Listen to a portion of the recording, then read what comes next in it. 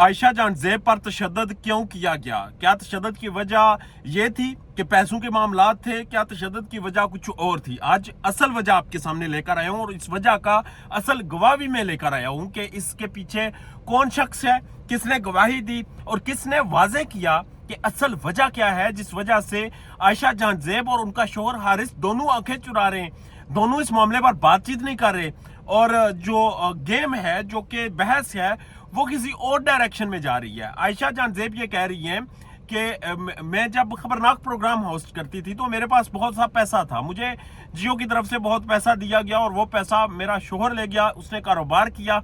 और अब जब मैं चूंकि एक वर्किंग वूमेन हूँ, मैं एक अच्छे न्यूज़ चैनल में एक अच्छा प्रोग्राम होस्ट करती हूँ। गुज़श्ता दिनों आपको याद होगा साहिल अदीम जिस प्रोग्राम में बैठकर तागूत का जिक्र कर रहे थे और 80% ख्वातीन को जाहिल करार दे रहे थे, ये आयशा जान ज़ेब उसी प्रोग्राम की होस्ट थी। मगर वहाँ पर भी कुछ कंट्रोवर्सी थी जो बाद में डिस्कस करते हैं।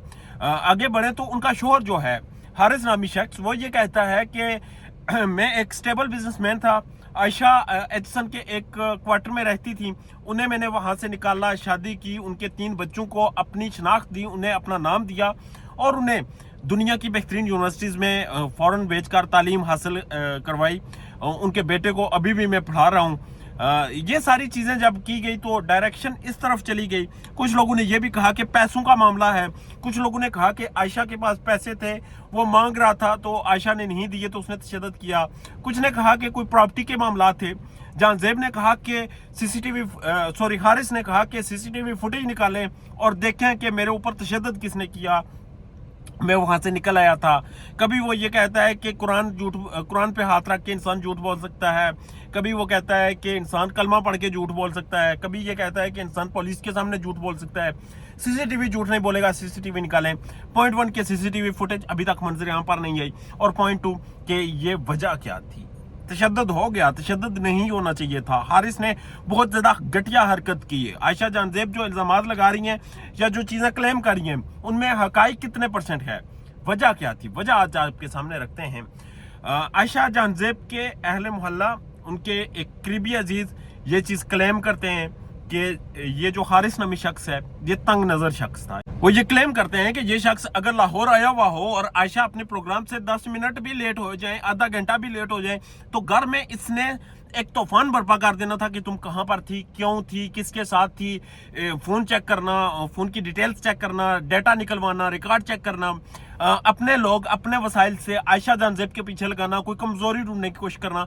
बिलाखिर इस बदबख्त शख्स को इस तमाम शादी के अरसे में, जिनमें इनके 2 बच्चे हुए, 3 साल का तकरीबन शादी का अरसा था, इस सारे अरसे में इसे कोई चीज मिली नहीं।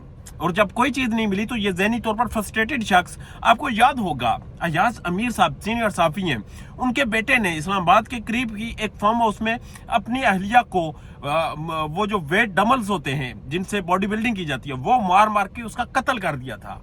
ये यकीन करें, मुझे गुमान होता है कि ये जान ज़ेब नामी शख्स बिल्कुल उसी मेंटालिटी का, उसी सोच का और उसी असाब का मालिक है जिनका अयाज अमीर साहब का बेटा जिन असाब का मालिक था।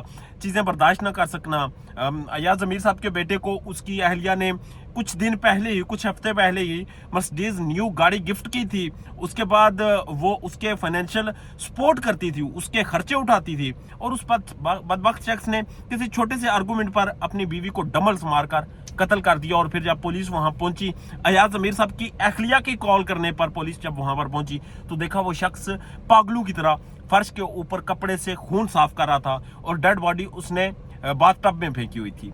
ये शख्स भी बकौल आयशा जान ज़ेब के जो FIR में उन्होंने मेंशन किया कि ये शख्स भी मारने की मुतअद्दिद दफा कोशिश कर चुका था।